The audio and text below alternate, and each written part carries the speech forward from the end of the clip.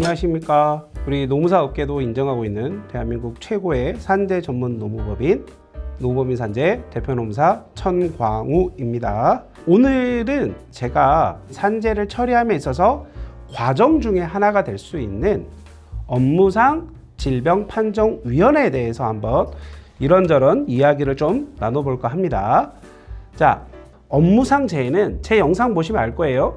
저는 크게 세 가지로 분류를 하잖아요, 늘.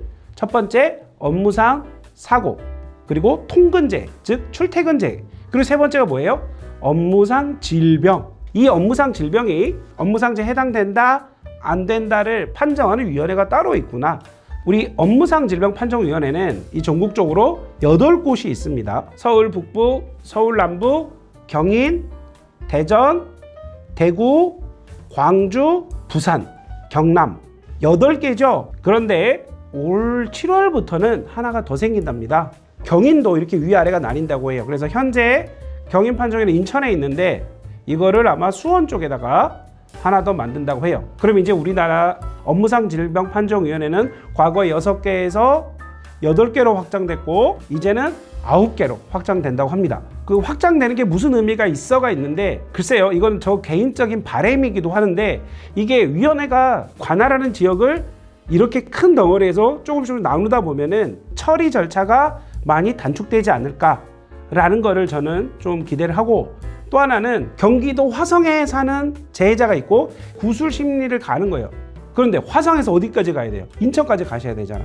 상당한 거리라는 거죠. 그런데 이거를 수원에다 만들면 좀 편리성이 있지 않을까라는 좀 기대감이 있습니다. 그러면 그 절차를 볼까요? 질병이면은 최초 접수는 어디다 해요? 근로자 혹은 망인에 재직하던 사업장을 관할하는 근로복지공단 각 지사로 신청하는 게 맞아요. 그런데 질병의 경우에는 재조사하고 기타 조사할 거 엄청 많아요. 공단에서도 조사를 해서 자문을 받고 끝내는 게 아니고 조사를 하고 자문을 받고 어디로 넘겨요?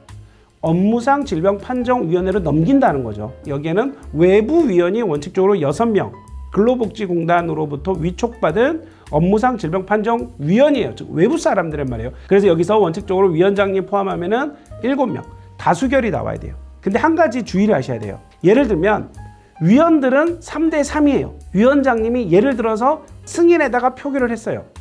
그러면 4대 3이니까 승인이 나야 될 것 같잖아요.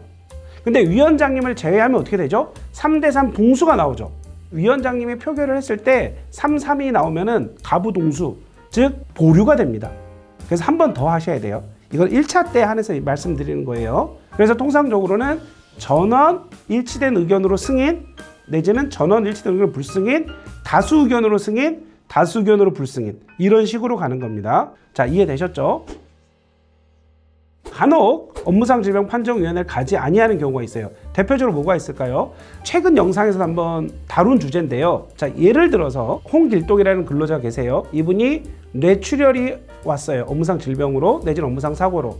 그래서 요양을 하시다가 이제 사지마비고 뭐 식사도 제대로 못 하시고, 그래서 장애 1급을 받고 장애연금을 수령하던 중에 이분이 갑자기 돌아가셨습니다. 근데 사망진단서를 봤더니 폐렴이에요. 자, 마치 이게 질병이니까 업무상 질병 판정으로 가야 된다고 생각될 수 있잖아요. 가지 않습니다. 즉 무슨 말이냐면은 요양 종결 이후에 사망한 사건에 대해서는 비록 그 사인이 질병이라 할지라도 업무상 질병 판정위원회를 가는 게 아닙니다. 의료기관을 관할하는 근로복지관에 접수를 하면은 거기서 자문받고 해서 결정이 나옵니다.